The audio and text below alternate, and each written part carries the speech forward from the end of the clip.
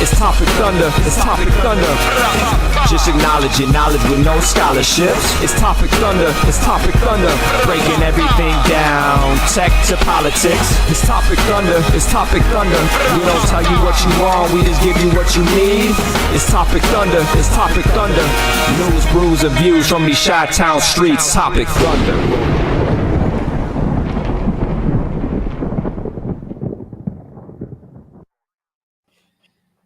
You heard the man they call Biz, ladies and gentlemen. It's Topic Thunder, the Internet Saloon. My name is Brooks. That's Ben. As we're pointing in the correct directions, yes, the soon-to-be populated with energy and conversation, the world's most dangerous chat room. We call that the Thunderdome. And again, folks, the Internet Saloon. Ben and I are going to be pouring conversation, and we hope you join in and offer what you. Absolutely. There's a lot to talk about. We had a week off for the colonizer holiday known as Thanksgiving. Yes. But more for me to go to San Antonio and play horrible golf. Yeah. We hope everybody had a fantastic Thanksgiving too and enjoyed some family, some friends, some food, some wine. I'm still a little bit bloated after just so much food and just, Thanksgiving sodium. is my of all the holidays. I like Thanksgiving the most because I love the meal of Thanksgiving. And although we did not have it on Thanksgiving proper this year, Adrian still hooked it up and came through on Sunday night with Thanksgiving dinner on Sunday night. Sure. So all right. Okay. All right. So what's on your Thanksgiving table? Okay. So I have to have my mom's stuffing. It's her recipe. There's a lot involved. There's sausages involved. It's really good. It's my mom's recipe. I have to have it. And Adrian makes this corn casserole, which is fantastic. I don't know how to describe it other than there's corn and cornmeal involved, like cornbread involved, and it's delicious. And I am a big proponent of green bean casserole. I love green bean casserole. All right. And then turkey, ham, whatever. The protein I'm not big on. I'm all about the sides, mashed potatoes, corn, all of it. And I like to throw it all together and then just smother it all in turkey gravy. Okay, so I'm with you to one extent about the bird, about the protein, right?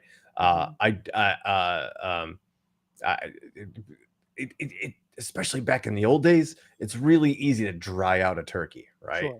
The modern thermometers and gauging temperatures, all that stuff, blah blah blah. It's not like it is today. So turkey was. I enjoy it. My mom and dad did a good job of cooking it. I could take it or leave it at this point, with the lone exception of when Friendsgiving was Sunday. So you were having your meal, and Chef Rick was did 3 birds. Oh, 3. I bet he birds. Deep fried 2, baked 1. And that is some of the most succulent turkey. It's so deep fried turkey is excellent. It's really it's hard to go bad there. Yeah, ham only. I like turkey, but I could, like I said, take or leave it. We had ham, and I was fine with it. I know people that'll do like a prime rib, or we a nice did that piece one of year. Yeah. Mm-hmm. Did he try to feed anyone bear? No, I was the one that fed people bear. I believe as my graduating when I graduated from X-ray school, that was my celebration. I cooked the meats of my 2 most feared combatants in the animal kingdom, bear and shark. Yeah, why salty about being fed bear? Well, it's just another protein. People, I don't ever understand people getting weirded out because it's not normal. But it's it's bear. I'm sure it's like bison or any other beef-esque protein. It can't be that wildly different. I guess this is a whole other show about the ethics of eating meat in the first place. And I'll even say it's getting tough for me to kind of justify I gotta have meat every day. just the stories that we've covered on our show, just knowing what they go through and the way they're treated, the people that work in those. I can't think about that shit, Brooks. I gotta eat it. Man, that's where I am now. It's not necessarily at every little spoon or forkful. I'm thinking of a baby pig that's getting a steel No, rod you're through its head. ruining it. Oh, did I just Ruining do it. that? No. Oh shit! Sorry. Happy Thanksgiving. Let's have a drink to wash all of that down. Why don't we? We're just going to celebrate and honor the Topo Chico brand of hard seltzer today because it's about all I can pretty much handle at this point after all the calories over the last 6 or so. That we'll be eventually having again. Again, the holiday not necessarily celebrating pilgrims, but people, friends, family. Yes. So why Yeah, don't I do we, remember. My wife does point out, well, we were vegan for an entire year. We didn't eat meat for a minute, but and there are awesome alternatives. But I like meat. I like eating protein, meaty protein. This is the tangy lemon lime offering from the Topo Chico hard seltzer brand. Not too shabby. It's hard to fuck up a seltzer at this point. It kind of is. Although some of the flavors can be a little too crisp, if that makes any sense. But yeah, I don't want something that's gonna suck my face in being too sour. But yeah, I think we should just kind of move on. We haven't talked for like a whole 2 weeks, which the way things are going now, lengthy in this 70,000 different stories, and that's what we do here on the very creatively named segment Headlines. Cover the headlines. Starting with this doozy, we've been trying to track this story as it now has twisted and turned in so many different directions. But the protests are still continuing in Iran, we're coming up on almost now, Ben, 4 months. And the lethality of the pushback from the government is increasing, and the protesters are not letting up. And this includes now the World Cup team, as the World Cup is going on, and the questionable amenities that are in Qatar. This is from the dreaded CNN, but it's kind of everywhere, and CNN makes it really easy to read. The families of Iran's World Cup soccer team have been threatened with imprisonment and torture if the players fail to behave ahead of the match against USA on Tuesday, a source revealed in a security. Following the refusal of Iranian players to sing the nation's national anthem in their opening match on with England on November 21st, the source said the players were called to a meeting with the members of the Iranian Revolutionary Guard Corps. The source said they were told their families would face violence and torture if they did not sing the national anthem or if they joined in any political protest against the Tehran regime. I mean, that's not surprising. There's... But I wasn't. I did think it was interesting that the players didn't sing the national anthem. I think that's pretty ballsy for them to do that, knowing that they're probably going to have to face somebody to that. They're going to answer for that to somebody, somebody important. A conversation is going to be had if it hasn't been had. Conversation. Yeah, yes. And I did know that there was some fans there as well that had jerseys with that young lady's name emblazoned on the jersey, Masha Amini. Yeah, to kind of in protest, or at least acknowledging her and her situation, during the national anthem and during the soccer game. CJ Mino brings up taking a knee for the team of Iran. Not singing the national anthem at the World Cup is the same, if not worse, especially for an authoritarian, totalitarian religious state. Not singing that country's national anthem. It might just be worse than taking a knee during the national anthem for them. In a tit for tat, which is really interesting, U.S. Soccer Federation kind of agitated the Iranians. Yeah, did you hear about this? With the flag? The flag where they posted the Iranian flag, red, white, and green, right? With the Islamic regime's symbol in the center of it. And the United Soccer Federation, once everybody knew, I guess, what Group B's groupings were, and the matchings, like where they were putting like this country and their flag versus this country and their flag, they put the Iranian flag without the regime's symbol in it, which, you know, I saw it got kind of crazy where like the Iranians, I'm sorry, I'm saying that I'm still learning it and making my brain understand it.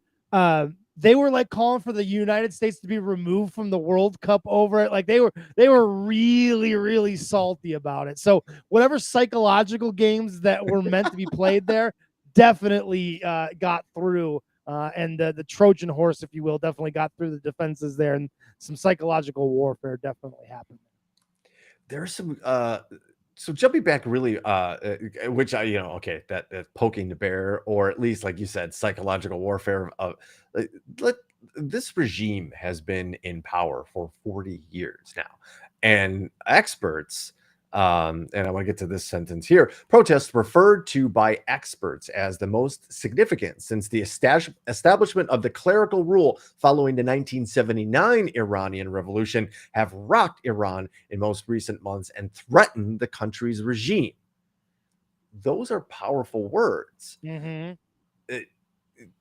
we've seen with the increase in the violence and the absolute suffocation of information coming out, especially moment-to-moment information, you know. Now, I don't know if this is on the radar, and I'll be honest with you, I don't know if this is a story that you already have lined up, but I did read, and I don't know if it's accurate or not because the source was sketchy at best. But there was a story that, or some Twitter postings about an American citizen in Iran who was shot for having honked his car horn in celebration of the United States, or more for Iran being eliminated from the World Cup.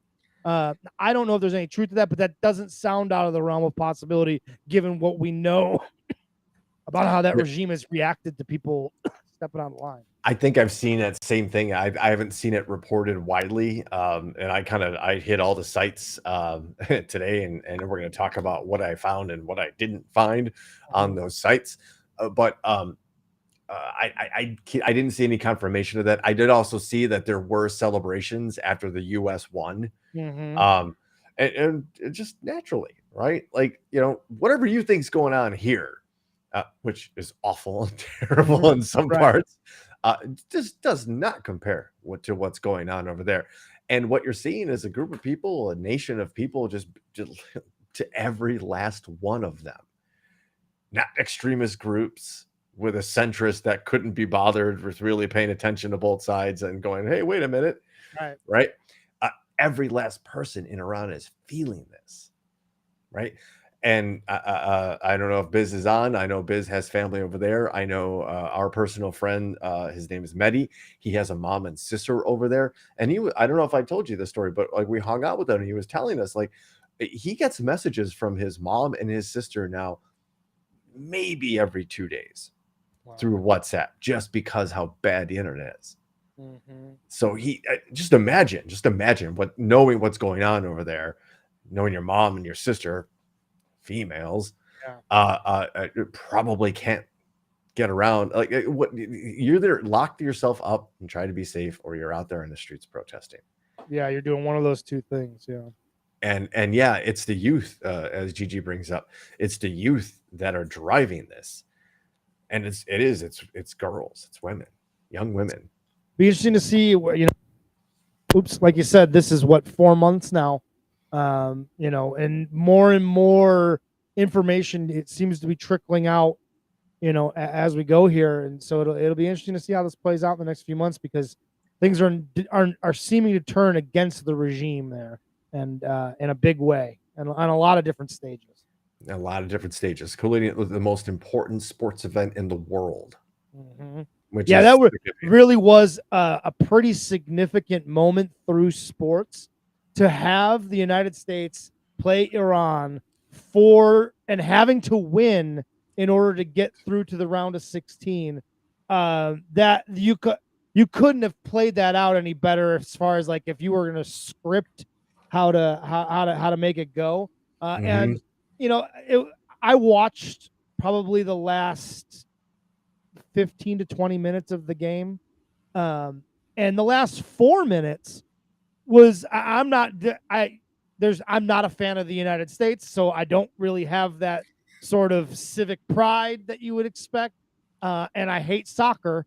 But I found myself for 4 minutes at least enthralled with, are we going to give this away? Because like what a political story it would be if Iran were to have scored a late goal, because all Iran had to do was tie the United States and it would have knocked the United States out. And that would have been, make no mistake, a huge political moment for the regime in Iran to be able to say, I mean, the biggest soccer match in the history of the country was the last time Iran beat the United States at the World Cup. So to have it be in this situation, man, it couldn't have been bigger. And so I felt like watching it, like I could understand the players' pressure, because it's just like, just get to the end of the clock, just run the goddamn timeout, because you could just feel it. And there was a moment there with like 2 minutes left. There was a shot on goal where it was a definite possibility, and you're just sitting there going, man, what a political fucking nightmare it would have been for Iran to be able to use that back home for like to try to energize people. Like, look, we beat the United States in soccer, so we are a big deal. I don't know how that would have played out, but it wouldn't have played out well. The best correlation would have been the United States beating Russia in the 1980 Olympics for the gold medal. There you go. That's it. Like you had the underdog, you had the one that was supposed to lose. Like, yeah, bunch of try-hard college kids playing against hardened, superior veterans of professional leagues and like adult men playing kids. Oh yeah, and all of these world-class players, and the USA pulled that off. That's what that would have been for the regime, not for the Iranian people, right? It was the miracle on ice, and it kind of broke Russia because within the same decade, the USSR, communism falls, the Berlin Wall falls, Russia tear down this wall, blah blah blah blah blah, Mr. Gorbachev. And off we go to the United States wins like the global chess game in that regard. Not that the same things were at stake, but the boost, like you said, man, to the regime, right? But let's also, there's something going on right in the air, because there's protests in China that you've never saw before, and there are a lot of protests in China right now. There are, and this is interesting to me, and it is interesting to see how the American media is playing these protests in China, because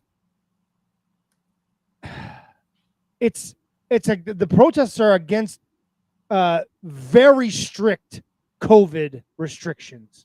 There is a zero COVID policy in China, and isn't that ultimately the right way to handle COVID?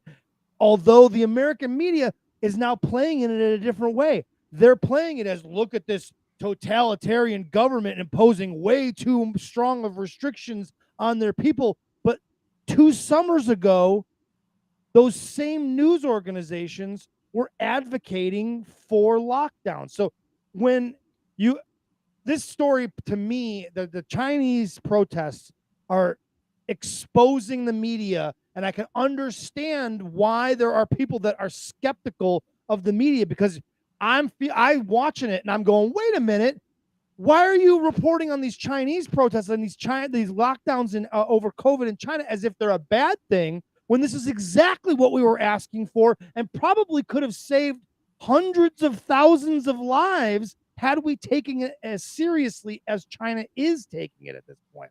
So but on the other hand, I understand why the people want to be unlocked down at this point. Well, I think it's important to understand what that means, zero COVID, right? So what that means is if you live in a high-rise apartment building and there's 4,500 apartments, right? That means if one person tests positive in that building, you can't go anywhere, period. End of story, until everybody tests negative. Now, there are ways to have that type of testing methodology where everybody gets tested and we have the technology. The rapid tests take what, 15 minutes, and they're if you're already contagious with the virus, you'll probably have the antigens. So you'll on those rapids, and I could appreciate after 3 years of being told like that level of lockdown, like when we didn't have vaccines or treatments or had an idea of how to combat it with any form of traditional medicine. Sure, I get that. Yes, there should have been much more stringent lockdowns. Although for what happened here in this country at that time, that was as close to lockdown as you could probably get, because the United States wasn't going to put troops on the streets in front of buildings and lock down like the Cook County wasn't going to be locked down. Right. And that's what's happening. Like entire states or provinces in China. So just think California locked down, Illinois locked down, New York, Nevada, Alabama, nothing moves in or out of that state. That's the level of the zero COVID. And I can see where, again, now when we have some treatments and ideas of what to do about it, there should be some rethinking of that. So when you already have an authoritative regime that does what it just forces its will upon the people like that, and I think Gigi brought it up too, that they could be looking at what's going on in Iran and being going, you know what, this is just the excuse, this is just the thing that like brought us to the boiling point and boil over, right? Was that like 3 years of this? Yeah, we got to do something about this. Yeah, no, I get it. And again, I don't necessarily, I see both sides of the argument, and I think you're probably right. It's probably not necessary for that level of lockdown at this point because of the technology or the medical technology and the medical advances in our knowledge of how to treat it and how to keep it from being as deadly as it was at the beginning before we had like some vaccines and things like that. So, but it is interesting the way that the American media is very different in their tone when it comes to, now it's very totalitarian, and the same talking heads that were 2 years ago yelling at conservatives that were not wanting to stay home are, it's just interesting. And you can understand how some people look at mainstream media and see the hypocrisy, because there is some. There definitely is. I'll grant you that, absolutely, but because you also granted the exception that we do have, a better understanding and a better way of possibly doing it. It's just, China is not giving up their opportunity to flex like that, right? And that's just kind of the bottom line. Mm-hmm. And that's probably what the people are protesting. But yes, I'm sure we're probably going to see something similar happen in Russia sooner than later. And wow, go figure. Why would anything like that be happening in those three particular countries? Right. Whoa, no. But while we talk and laugh about other countries and have a good time discussing and dissecting their politics, we have to pay attention to our own. We will always let everybody know that the show is left leaning. Ben will openly admit to being more left leaning than I am. But I think we're happy and would be derelict in our duty if we didn't call out the absolute bullshit that is this coming from the Biden administration. I think we talked about this almost 2 months ago, when the first possibility of a rail strike was looming. The disruptions to not only commuter traffic, but the supply chain. Both sides went into arbitration. The government got involved, which at some point it probably should give a national interest, but they have now gone way too far.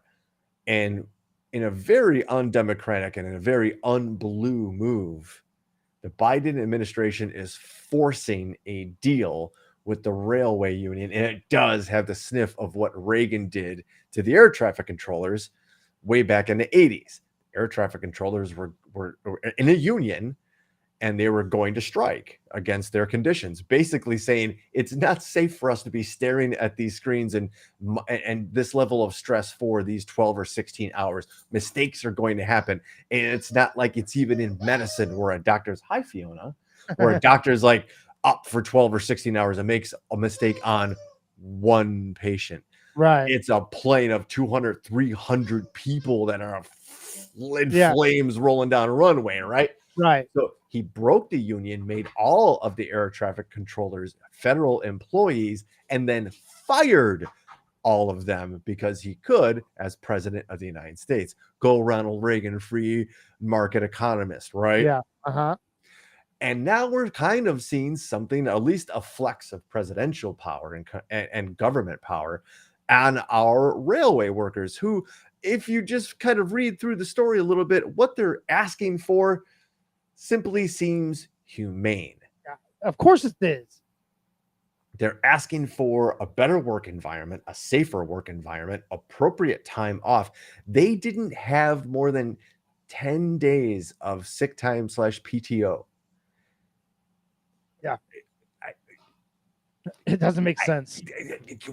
What? Well, first of all, shame on you, railway union, for letting this get to this point, right? Let's not absolve you of anything, but also for the federal government to come in and, in a measure passed by the House, 290 to 137. Have you ever, in the last 6 years, seen any piece of legislation pass by that wide a margin? No. That's a lot of normally competing interests and different ideologies going, yep, sure, right. I'm a fan of government when it needs to be government to help people, but I'm also a fan of if it takes a strike to get proper wages, proper time off. That's what people literally died for 130 years ago. Yeah, it's a tough spot, man, because we really cannot afford to have a rail strike given the current situations with supply chain and inflation and supply and demand, all of those things. So just to give some credence to that, and I'll let you get back to it. Yeah. Business groups, including the U.S. Chamber of Commerce and the American Farm Bureau Federation, have warned that halting rail service would cause a devastating $2 billion per day hit to the economy. I just wanted to give you some ammo to kind of like go on that. Yeah, it's so. I mean, I'm as pro labor, I think, as you could possibly get, but I also have to understand there's context to everything. But what's amazing to me and what I don't understand is it's really about the big sticking point at this point is the paid sick leave. I don't understand why that's even a conversation, and how they had a second vote that was specific to that would add 7 days of paid sick leave per year for rail workers, and that was a vote of 221 to 207, as Republicans overwhelmingly opposed this idea. And that's where you want to talk about the differences in the two parties. Make no mistake, when given the opportunity to say, do they care about the labor, the average U.S. citizen, their average constituent, over their big corporation, their big money constituents and big money friends, it's 207 of them told you they don't think paid sick leave is something that everyone should have. And like, it just doesn't compute to me that what is your argument against it? What is the argument against? Give me a solid argument other than I just don't want to pay it. That I'm sorry, we're at a point in society where that's no longer an acceptable reason. That it's going to cost the company some extra money. I don't care. We're past that. You make enough. You make enough to give people paid goddamn sick leave. We're talking about 7 days a year. Right. if you can't run your business efficiently by having people miss 7 days a year and paying them for that time off, like, you don't understand why that you have to allow people to stay home when they're sick. There's this weird mentality that people have that you have to come to work sick. What happens is you get everyone else at work sick. And so it spreads around, and then now you don't have 1 or 2 employees out, you have dozens of employees out. When if you just don't feel good and you're not feeling up to it, to be able to pick up that phone and go, you know what, I'm going to use one of my 7 days today. It's better for everybody that I stay home. That's the responsible thing to do as an employee. But you can't do that if you're going to be punished for it. Yes. It is the responsible thing to do, and it is the efficient thing to do. Like you were saying, as a business, you don't have the foresight to realize what you just said. 1 gets 2 sick, that get 4 sick, that get 8 sick, that get 16 sick, that get 32, because that's how we've learned quite a bit about, especially airborne viruses over the last couple of years. And it's not even including the ones that like are from touch or anything else, right? So it is unimaginable that those things aren't universal. Let me ask you this, Ben. Would you be in favor, and we can expand this conversation and maybe bring it to a different another show, but would you be in favor of nationalizing these railways? Oh, I'm always in favor of taking essential things to society and nationalizing them over privatizing them. There are some things that just are too big and too important to be privatized. The railways absolutely should be one of them. I mean, imagine if we nationalized railways and then invested in rails. We talked about this before. High-speed rail is something that we are way behind on for no good reason other than it's not in our national interests because private companies own the railways and they don't want to do it. Well, they tell us that it's not in our interest, right? But everybody, if you've tried to travel lately, especially if you're trying to pay airfare, it's insane to travel somewhere. So everybody gets up in arms about airfare. We can't. Oh my God, a trip to Disney just to even get there is blah blah blah. Or I can't fly. We can't go to Europe. Blah blah blah. You want to visit the Grand Canyon and you want to take a train from Chicago to get to the Grand Canyon, a high-speed rail could probably get you there in about 6 hours. Because that thing's screaming 200 miles an hour with very few stops across the country. I mean, we just drove to San Antonio from Lubbock. It's about a 5.5 hour, almost 6 hour drive from Lubbock to San Antonio, right? With all those kids, bless you. Right? Yeah, not fun. I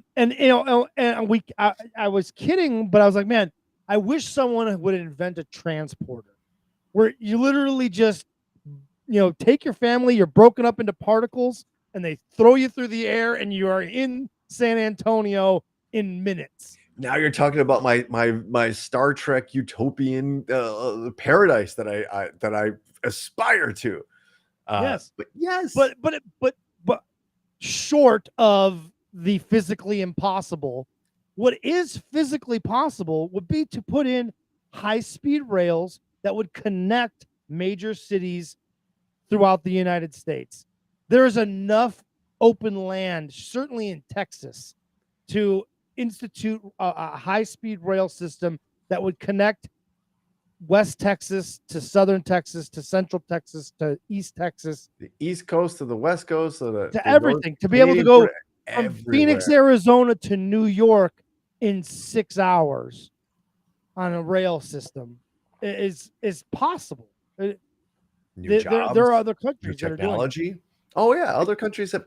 China's like balls deep into this whole thing, right? This is nothing new to our European friends, where I think it was already mentioned, but like absolutely, they hop in a train and there they go. You go to country to country to country, and it's fast, safe. I saw a video today. I don't know how fucking real it is, but it's on the internet, so it's got to be real on some level. Gotta be real. But I believe it was in Japan, they have this high speed, basically school bus system, where this high speed rail literally like pulls up to the house, to the apartment, and like pulls into the apartment. So like the video had like parents waiting on their couch with their kids, and this like high speed rail pulls into the goddamn living room, and the kid jumps in the fucking thing, and it just keeps moving. It's like a school bus, but it's all connected to the school system, and it just drops these kids off at school and then drops them off literally inside their house. You know what it sounds like? It sounds like something from that I think it's that Saudi Arabian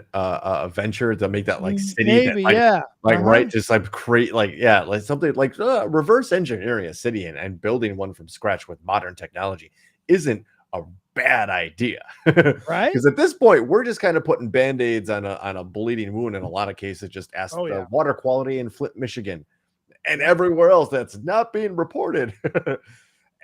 Everywhere.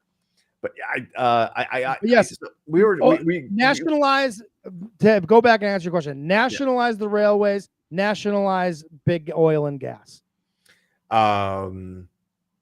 Energy, period. Energy, period. Energy should be free, and the collective should own the right, the quote unquote mineral rights. What's in the ground is everybody's. Not one family's, because their ancestors 4 decades, 5 decades, 7 decades, 100 years ago settled on that land, so they own anything that comes out of the ground. Like that, I've never understood how we allowed that to be a thing from the beginning. Like, oh yeah, not only do you own the land there, but you also own everything under the land. Like you have the rights to all of that, so that when we need to drill that stuff out of there, we've got to pay you. Like, what? Like, how do you own what's in the ground? It was there before you fucking got there. Like, how do you claim ownership over land? That's never made sense to me. And so, but that's how those are extreme ideas, right? Like that's some Venezuela type shit. When national interest, I guess that's we could have a conversation on some future show about the merits and I guess follies of nationalizing infrastructure like that. But I think you and I can settle all of these problems for the world if they would just listen. YouTube, Twitch, Facebook, hey, check us out, world. Hey, if Elon Musk can get a plan to solve world hunger from the UN, Ben and I are more than happy to submit our ideas to solve all of the world's problems. And one of those ideas is a 4-day work week. And Ben, I know you're a big proponent of that. I don't know who else is, because this isn't just like you getting reduced hours at work or working extra hours at work. So you're not stepping down from 5 8-hour days to do 4 10s. No, you're just going to do 32 hours. You're going to do 4 8-hour shifts, but you're going to be paid like you're working 40. This is being widely adopted now across not necessarily ginormous corporations in the UK, but enough that it will cause momentum forward. And if we scroll all the way down, I think they get to basically what it boils down to. In September, 88% of these companies in a survey that had offered the 4-day work week at the middle of the trial said things were working well for business at the stage of the trial. 95% of the companies surveyed said productivity had either stayed the same or improved since introduction. So all right there, that should just eliminate the idea that we're going to lose money. It has been studied over and over and over and over again, Brooks. And every single study, no matter where it's done in the world, the study always comes out the same. Productivity not just stays the same, it typically improves with a 4-day work week. This is not rocket science. This is not something that's just a weird idea by some fucking liberal asshole. This is stuff this is stuff that has been implemented, studied. The long-term effects of it have been studied, and everything comes out positive. There is almost no downside to moving to a 4-day work week. This is something that my dealership has actually discussed not that long ago, is moving the sales staff to a 4-day work week with and because it allows you to have those 3 days that you kind of reset, and then you come back and you have more energy, you're more into what you're doing because you've had more time outside of work. It's this crazy idea that you mentioned Elon Musk. Elon Musk is doing the opposite, right? And because he's going with this old school model of get in there and work hard and 84-hour work week. It's very much the Japanese kind of model. Like basically you work yourself to death. Right. Those companies in Japan, they have nets surrounding all of their tall buildings because they have employees jumping off the fucking buildings because they're so overstressed and overworked that they don't know what else to do, so they just go up to the top fucking floor of the building and throw themselves fucking off of it. I mean, that's a legitimate thing that happens in Japanese companies, that they have nets to fucking keep people from jumping off the fucking building. But my buddy Ted is like defending it, and like it's this weird mentality of like, well, they're just asking you to work harder, and it's like, but you shouldn't have to. It's 2022. You saw it. You liked it on my. I took a selfie with a goddamn robot today, okay? And this robot's job is going to be delivering linens and other supplies around the hospital that I work at. And it was scary and cool and a revelation all at the same time, because if that thing can tirelessly run around and do the things that, like, I don't know, hurt, drain, destroy other people, human beings that shouldn't lift all that stuff, I'm all for it. Do I want those people to lose their jobs? No, I think those people should be given education. Well, okay, so now this is getting back to when the robots do come to replace us, there should be UBI. Well, that's another discussion, but yeah, a government initiative to train and retrain all of those people who would lose their jobs to these robots who are coming to better serve society and make themselves more whole individuals, whatever they want to do. You should just, hey, you know what? I always wanted to be a dry cleaner. Cool. Here's all you need to know. Here's all the chemicals. This is great. Again, utopian society, right? But back to the story here. Proponents of the 4-day work week say that the 5-day pattern is a hangover from an earlier economic age. They argue that the 4-day work week would drive companies to improve their productivity, meaning they can create the same output using fewer hours. For some early adopters of the policy, it's also proven useful as a way of attracting and retaining employees. Now, that's a big deal right now. Attracting employees is one thing. Retaining employees is a whole nother story. Getting somebody in through the door because you've got a good brand and the name is out there and you appear on lists or what have you is great. But once people get inside and they're not sold on the brand and they're not like, all right, you know what, this is where I'm going to make my career. It's been long said, and I believe this, people don't quit jobs, they quit management. It's true. They don't. People signed up for the job. They know what the job is, and that's not that they don't quit because they don't want to do the job. They don't want to do the job for the people that are managing. They don't like the style of management that places use. That's really what it comes down to. When an employee quits and you're a manager, you have to ask yourself. You have to say to yourself, "I failed that person." right? You failed them on some level where they didn't feel loyal enough to you or want or have Didn't the believe in your passion. vision. Right. They didn't have the passion the same way that you do. Like that for me in management, that was something that took me a long time to realize.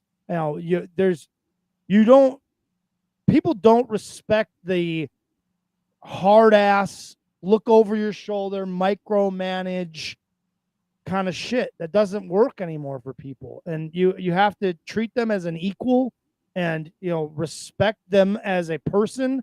And that's hard for people from the old school type of management, because old school management is they aren't equal, right? They're under you. That's why you're the manager and they're the employee. They're under you, is because there is a hierarchy, but it's 2022 and people aren't going for that anymore. And like it speaks to, the places with good management keep people. Places with shitty management lose people. It's that simple. It really is. If management's not there to support and give the employee what they need to successfully complete the job and the autonomy, once the management knows that person can do the job, to just go do your job. Like, if you mess up, I'm here for you. We'll get through it. Whatever has got to happen has got to happen. If whatever. But yeah, I think it's really important. And we've all had jobs where we've had bad managers, bad bosses. We've all had jobs where we've had great ones. Mm-hmm. And you will run through brick walls for a great boss. Yep. You will work extra. You'll come in on your day off. You'll do all those things because you believe in that person, right? Mm-hmm. Yeah. When you lose that, man, it's ugly. What am I doing?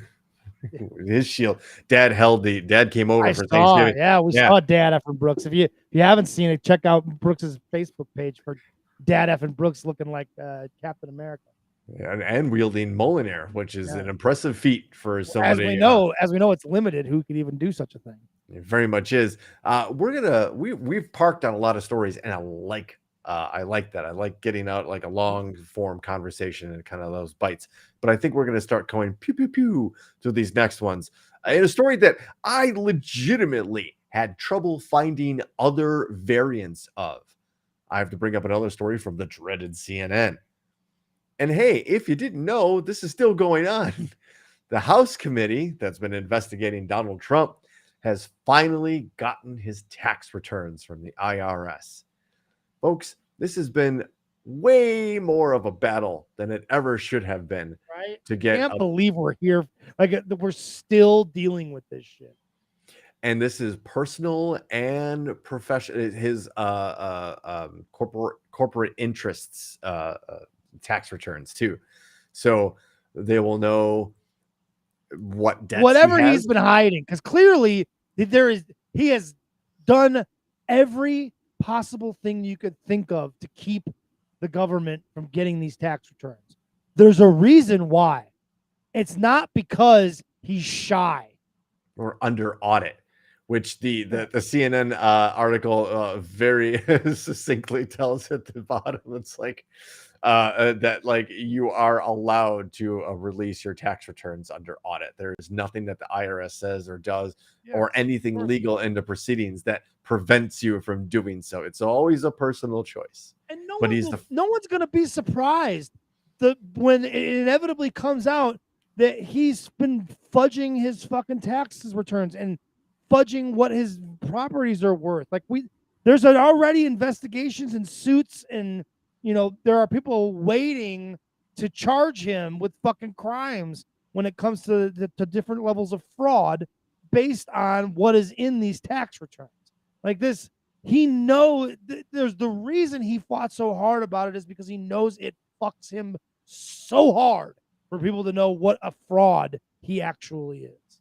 Yeah, I think Trump even said that, like Courtney brought it up. He said it's the most complicated tax return of all time. Yeah, that kind of screams, I don't know, money laundering scheme. I don't know. Call me crazy. Maybe I'm drinking the Kool-Aid, but I've also been following the story. Meanwhile, he's having dinner with fucking Nick Fuentes. Holy shit. Who is like a super piece of shit. Super Nazi piece of shit. Yeah. I mean, Stephen Miller's best friend kind of Nazi piece of shit.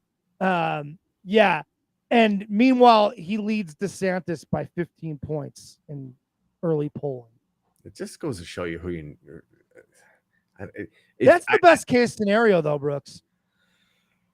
The best case scenario is that they beat each other up so much in leading up to the primary that one of them, and I assume it will be Trump, ejects from the Republican Party, starts a third party, divides that vote, and whoever the Democrat is, because apparently there was a quote from Biden today that he's not entirely sure about running in 24, which he shouldn't. Agreed. Yes. Which causes a really interesting conversation is who on the Democratic side could be that person. A vacuum. There is kind of a vacuum. They do have kind of 2 years to figure it out. It helps that there does seem to be a divide in the Republican Party coming. Mm-hmm. So I don't know if that tracks in their algorithm or calculation as to who they're, but there is no superstar. There is no Barack Obama who gave a speech 4 years prior in a convention that everybody said, wow, in 4 years, that guy is going to be our guy. There's nobody like that. There's nobody in the bullpen. The idea that Nick Fuentes is having dinner with a potential presidential candidate right in 2022 is mind-boggling. If you don't know who Nick Fuentes is, do a slight bit of research. Don't go too far down the rabbit hole because he's pretty fucking messed up. But like, he's been following Kanye West around, and they've been kind of teaming up together on this whole they thing that Kanye West has been on, where he refuses to name names but likes to play more in the they, and he keeps saying they in reference to Jewish people without calling out people. And I hate Tim Pool. Like, Tim Pool is one of the most vile pieces of shit in internet radio and podcasting. But he was right. Like, to call them out and say, like, who are you talking about? Let's talk about the names. Let's name names of who you're talking about. Like, that's a different discussion. That's a discussion that I think a lot of people could get behind, because they're, if you name names, people want to hear names named. But when you play in this fucking they, well, those that are in power, it's like, but when you say it like that, you make it sound like it's an entire race of people, rather than some very powerful people that happen to be of that race. Right. And it's amazing that we're at the place where he can be having dinner with him, and that person can be leading polls by 15%. I mean, what is going on? I mean, Kanye is clearly throwing out some big dog whistles, and Nick Fuentes is really, really sadly manipulating a mentally ill person who has a much bigger platform, regardless of whatever you think about Kanye, than he does. So he's literally, talk about scum. He's grifting on Kanye's obvious mental illness. And it basically got him an audience with Trump. Yep. Basically. I know we're trying to rapid fire through these. We are. We could park on a lot of this stuff. Hey, we should all be worried. And we are already talking about nationalizing things. We didn't even mention water. Holy shit. Oh, yes. Neil deGrasse Tyson's been on this fucking this idea for a long time. Like, there will be major wars waged over water in the next coming decades. It may not be in our lifetime, but our children's lifetime, there is going to be major conflicts in the world over water. And what was funny is I watched a video recently where they were talking about why can't we just take the salt out of the ocean and use that water?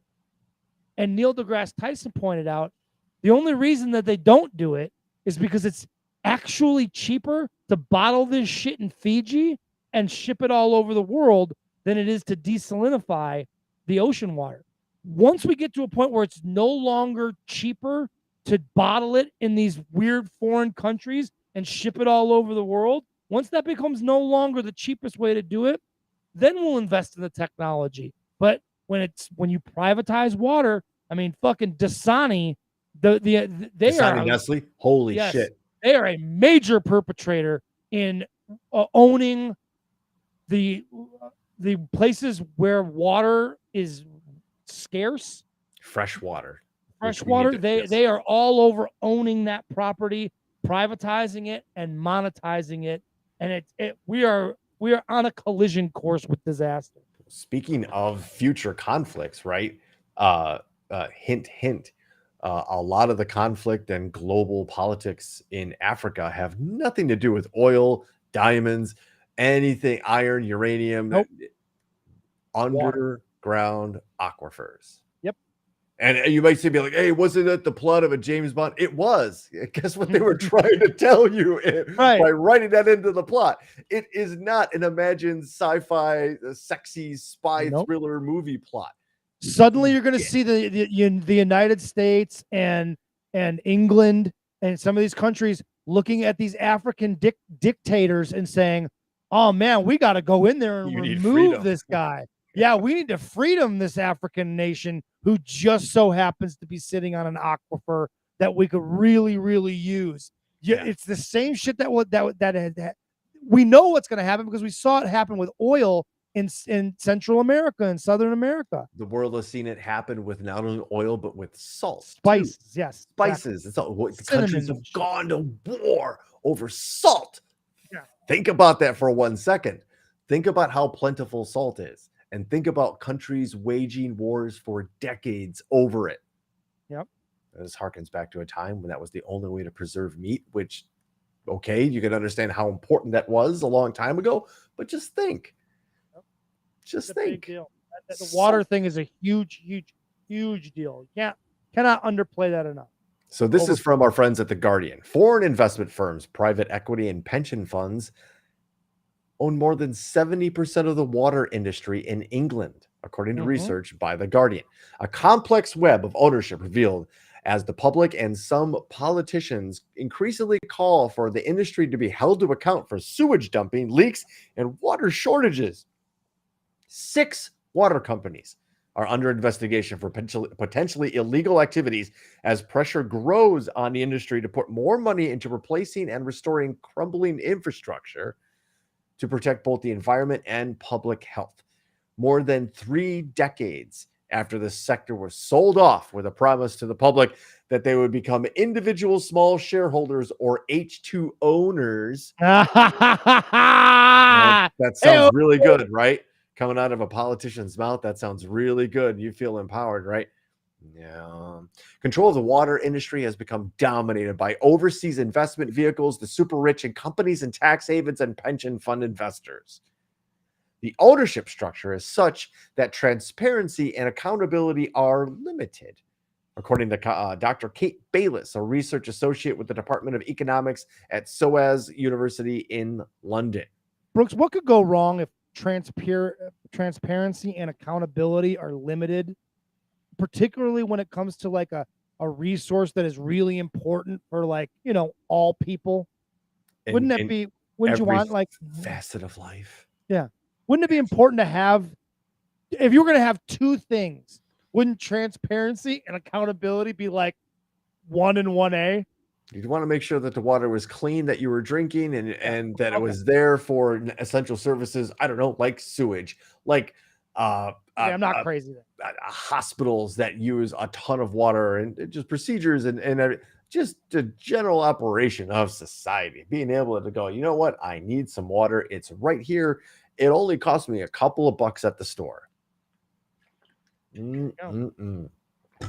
And like I think Gigi said, not some sort of weird fucked up Mad Max situation where, or a reverse water world. Yes, I said it before. Yes. Reverse water world situation where we're not scrambling for land, but we're scrambling for clean water. It's going to happen.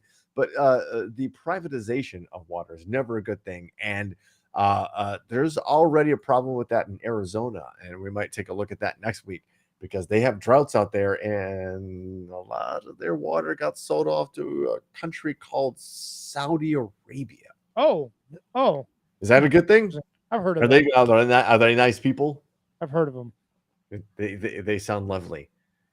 Hey, and there's never a good time to bring up the show's Ellie, but we're gonna do it. Because San Francisco will allow police to deploy robots that kill. This is so Hit bad. that point, ladies Such and a bad gentlemen. idea. We've hit that point in our society where we've given the trust of taking a human life over to a robot. Although the more I think about it, this might be safer.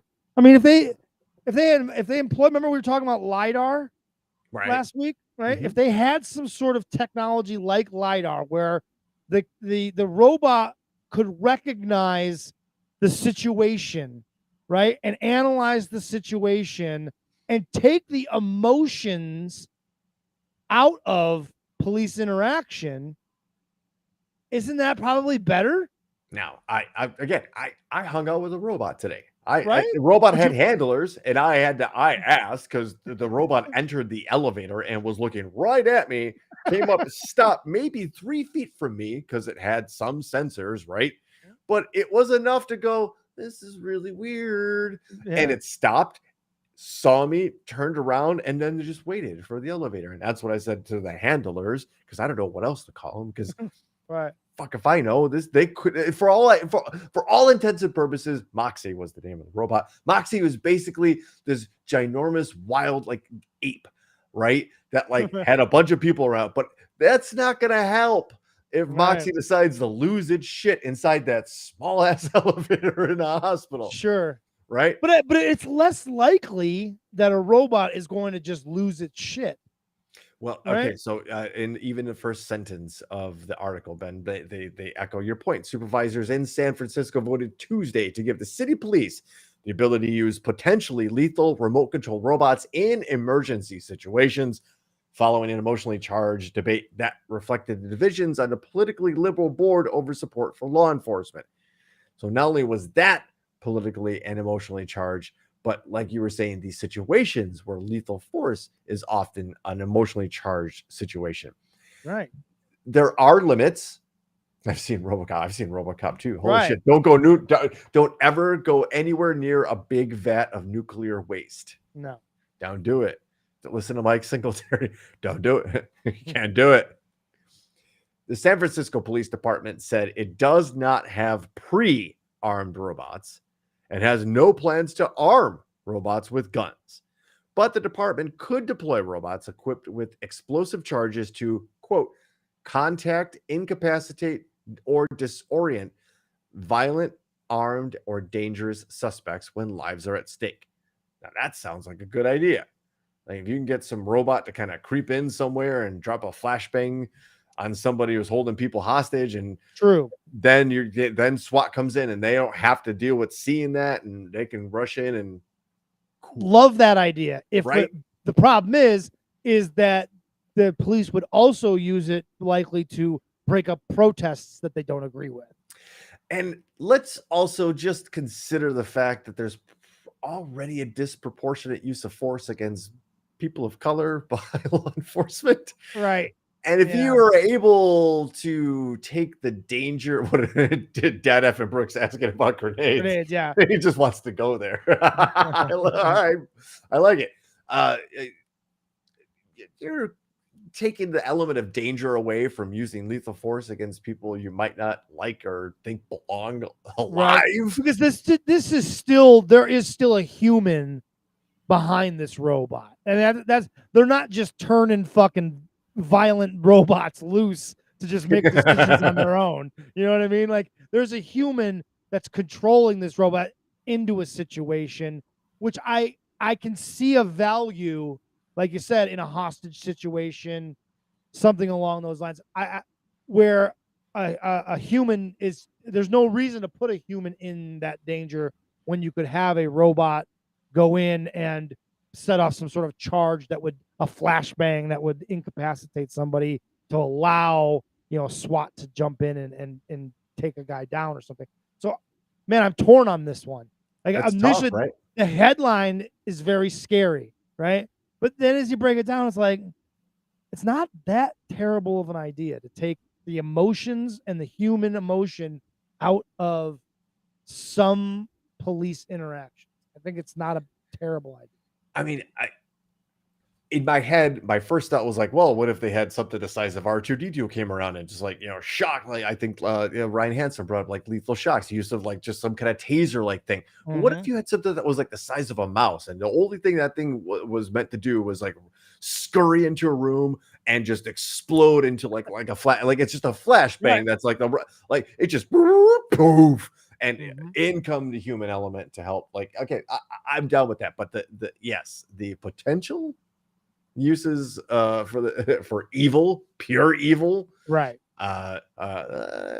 We need to walk the line. On one hand, I want robots to interact more than police officers in some situations, but I don't trust police officers to use that technology properly. I still don't trust them to use that technology. You give police officers new technology, they will definitely use it for fucked up purposes. Absolutely. And we a couple weeks back, we were just watching robots do parkour and flips and rolls, and it's remember we were fucking frightened. Yeah, exactly. Where these things are going. It's like a real genius. If you remember that 80s movie, like a bunch of do-gooders are going to get their cool tech hijacked for some nefarious purposes. Right. So I think we're going to speed through this. Because we need to at least acknowledge the longest running show on Broadway, world famous Phantom of the Opera. And the only reason I say this, because you're like, oh my God, you've never mentioned opera before. I didn't know you were a fan, Brooks. I'm really not. Although I can honestly say I've never really given it that much of a shot before. It sounds cool. It sounds great. Live performances are always good. This show has been running, Ben, for 35 years. That's incredible. It's it has it's shown almost 14,000 performances, 13,981. Right? That's Where's incredible. the bingo game? Yeah, we went through. Yeah, we're spraying to all fields here, Dad F and Brooks. Just imagine one movie staying in the theaters for 35 years. That is incredible. That's what we're talking about here. And live performances, like people who appeared on the first show of Phantom of the Opera might be dead right now. Yeah, that's how probably long. are. Yeah, probably are. Just yes, all at the same. I made that joke. It replaced them. Yeah. On Thanksgiving, we were watching. I was in here kind of doing. I was in the studio kind of futzing around a little bit, and Gigi was watching the Macy's Day Parade, and she's like, "Babe, the Rockettes Center on." I'm like, "They were young when I was a kid. They're gonna be old right now. Like a bunch of old hags out there." Like, ha ha, he he. So I made that same joke, Mr. Hansen. You and I are in sync with our weird brand of humor. We're speeding through again. You want to see a really cool picture, Ben? Of course. Well, I got one for you. There is a NASA mission that lifted off not too long ago after several delays and several calamities. It was called Artemis 1. The purpose of this mission of Artemis is to basically get not only re-land American citizens and astronauts on the moon, but also set up a base on the moon. And the first stage of this mission is to just test the capsule that will carry these people to the moon on a trip around the moon, including further than any planned human spacecraft has ever traveled. It took this really neat picture of the Earth and the moon. And I just thought, that looks like a cool city. That's Earth. But do you not? You're suspect. I want to know, like, what's so wrong about going back to the moon and getting off this planet? We need to get off this planet. We need, this planet is doomed. Whether we fuck it up or not, this planet undergoes changes, and we need to get off of it in order to survive as a species. Vigor. It's not vigor. Those are already out there. The moon's already occupied. Oh, are you kidding? All right. We didn't have Courtney on.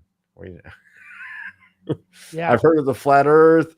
I've heard of the vaccine things, but I have not already heard that the moon is occupied. I want to go back and find out. I've already told y'all I don't even think we ever been to the moon. So cool enough is that they're planning to land. Actually, hold on, two things. They did do a flyby on this mission of the original Apollo landing sites, and there's I think that the Chinese rover that's on the moon right now is going to go and take a picture and investigate the site of the Apollo landing. So I don't know. Okay, I'm at if give me some technology where it's 2022. There's ways to fucking be definitive about it, because there's enough circumstantial shit that at least makes it questionable. You can see these things from Earth with telescopes. All right. I'm just saying, like, it is factually provable. I just want us to go back so I can see it with my own two eyes now. I honestly think, because the 60s, I'm just saying it was very important for us to get there first. And why? It was a political motivation. Politically motivated. There was some big time political motivations to get there first by any means necessary. And the way that it played out, because we got there first, like there's just some I know that I'm probably wrong, but I like asking questions. And that's one of those ones where there's some like weird stuff. There's some questionable stuff for sure. I would think it would be along the lines of what they actually found up there. And Chris, there's some Stanley Kubrick stuff that's questionable too. I just think, like, I think we were there.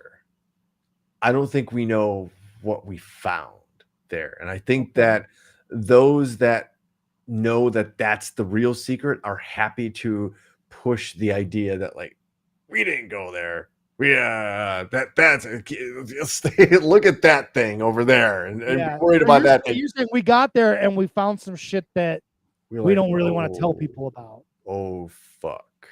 Oh, it just okay. We were chatting in the text about Graham Hancock. What if there was evidence of not only the civilization? We're just sandboxing here, right?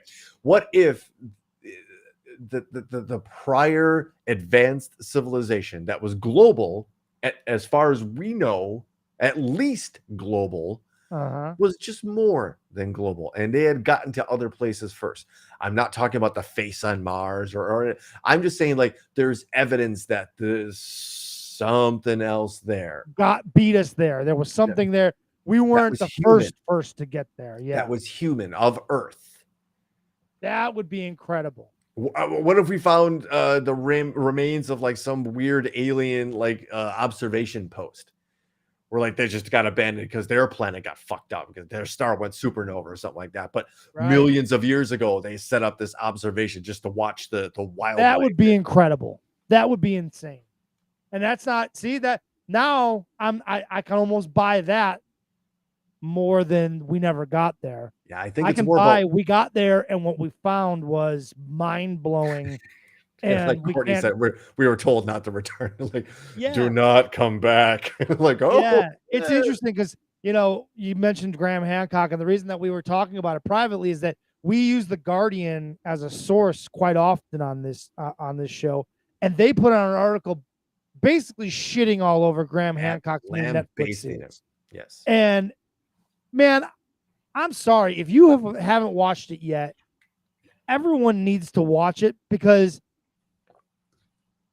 it lays out very practical information that when you put it all together, it seems so obvious that there was a civilization, or at least people, that were trying to warn later generations about shit that happened that they didn't quite understand, but they knew fundamentally changed this planet.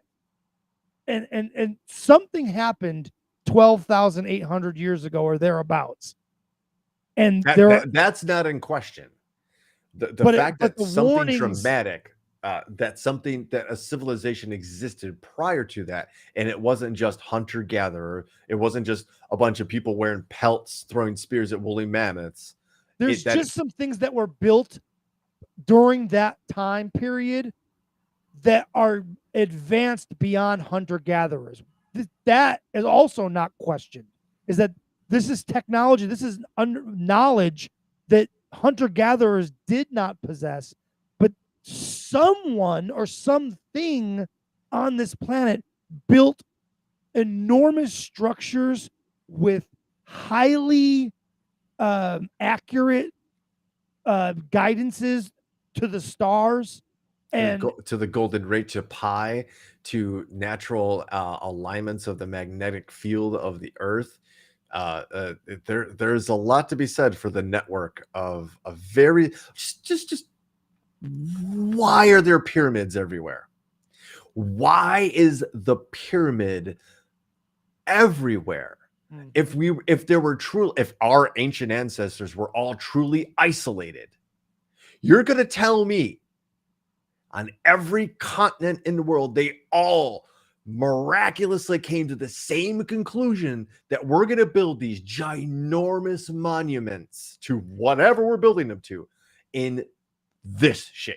But that's just it. And not only are they building these pyramids in this certain shape, but they're also then carving stories into these pyramids that are all very similar stories about a people, an event, and it's all very similar events. There was a major event that happened, whether it was a flood, though there's likely a flood because there are multiple different civilizations that tell the same story, that we know those people didn't interact with each other, but they're telling the same story.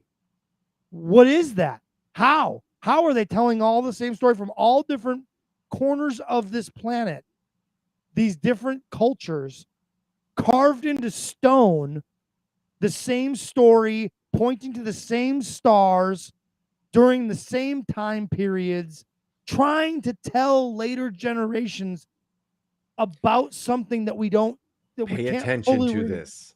Yeah. Pay attention to this, and we haven't paid enough attention to figure out what they want us to pay attention to. Mm-hmm. More than likely, because we know they have an understanding of the way the sky works better than we did before we invented telescopes.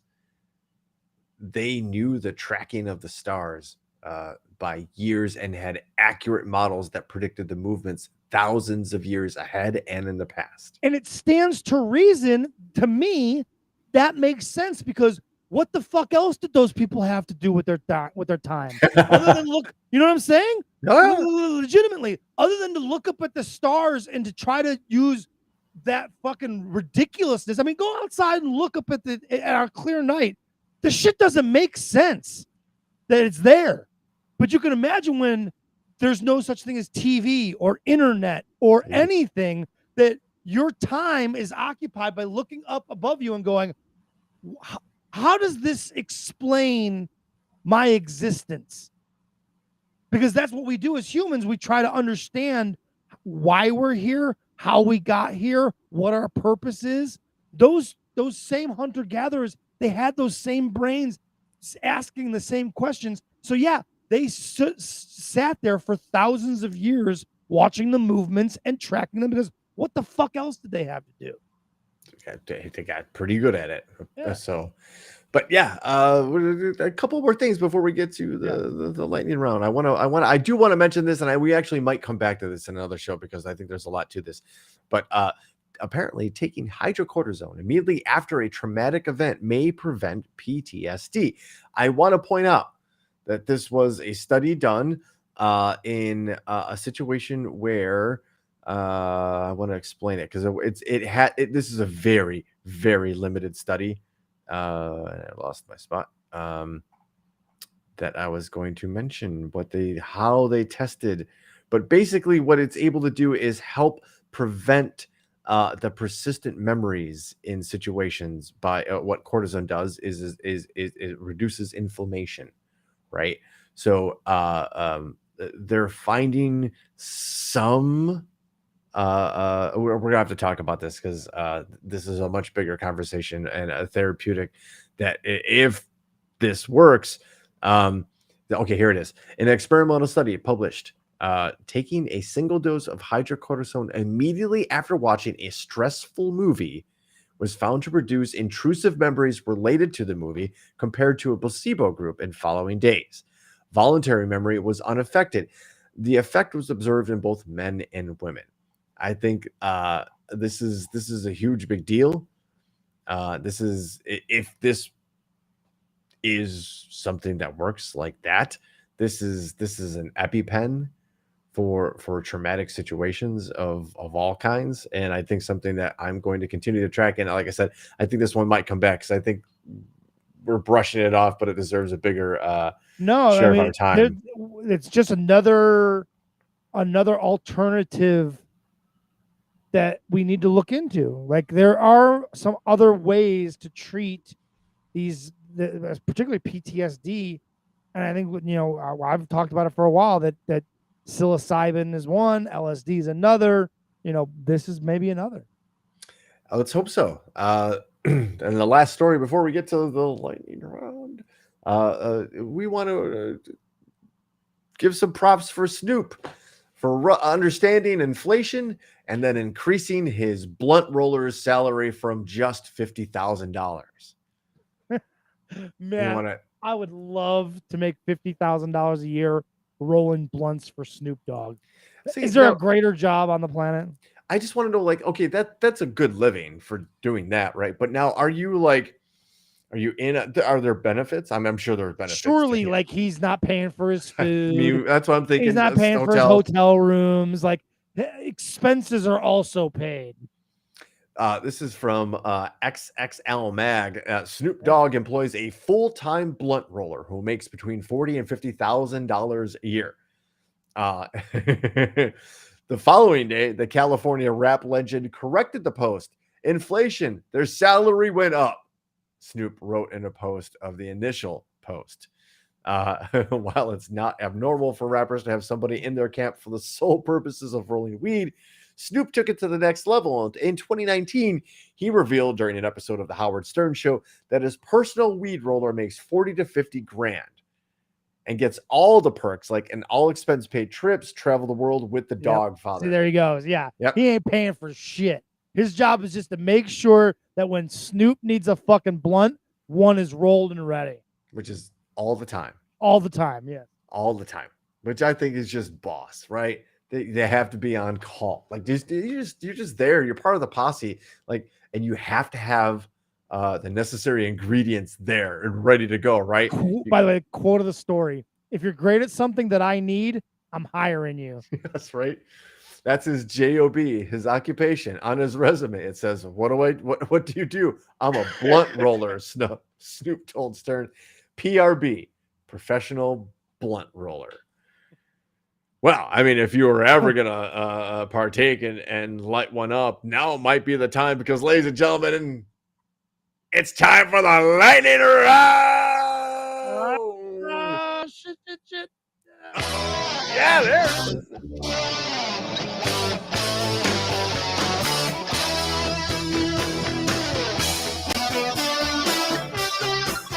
Yeah, ladies and gentlemen, let's see those thunderbolts in the world's most dangerous chat room. That's where the Thunderdome is, and that's where people are gonna participate in the thing that we call democracy here, ladies and gentlemen.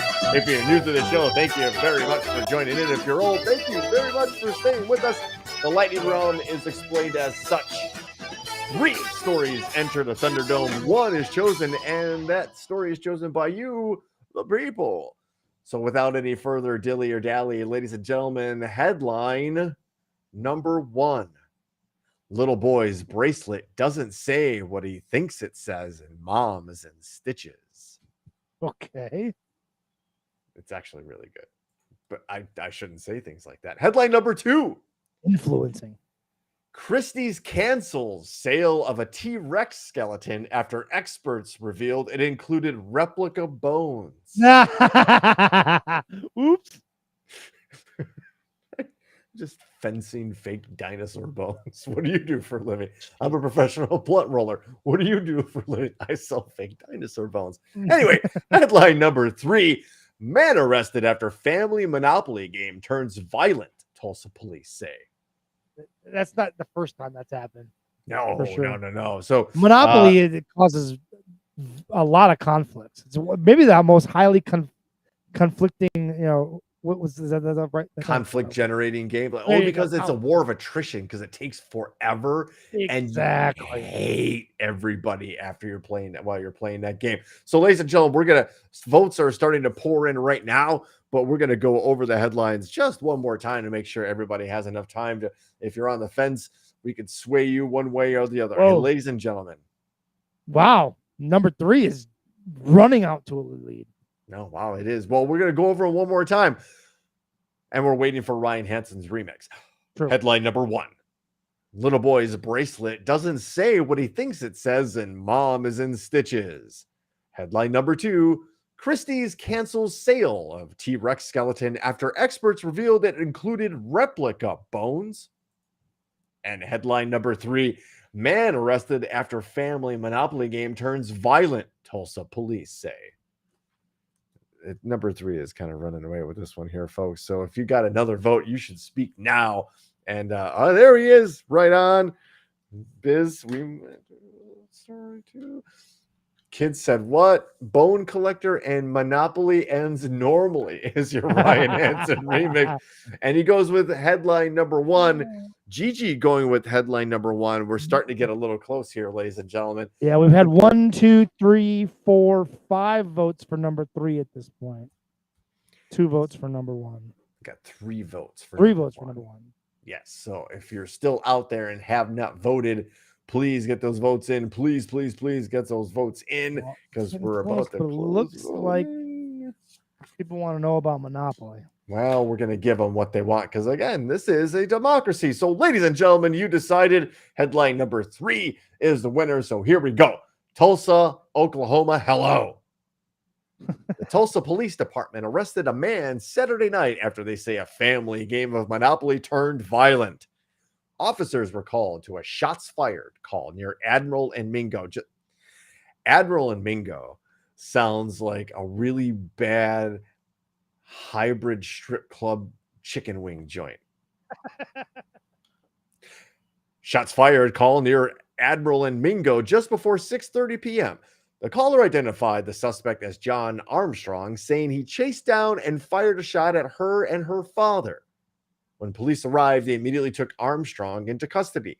Investigators learned that the family had been drinking alcohol and playing Monopoly when a fight broke out between Armstrong and his stepfather. After knocking over the board game and turning over furniture, they were told to take the fight outside. Armstrong pulled a gun after getting cut in the head. I think they're burying a lead there. How did he get cut in the head? Anyway, Armstrong pulls a gun after getting cut in the head and chased his stepfather and stepsister down the street, pointing the gun at them. He told police he fired 1 shot at the ground. Officers did not find a gun, saying they believed Armstrong hid it in the house before surrendering.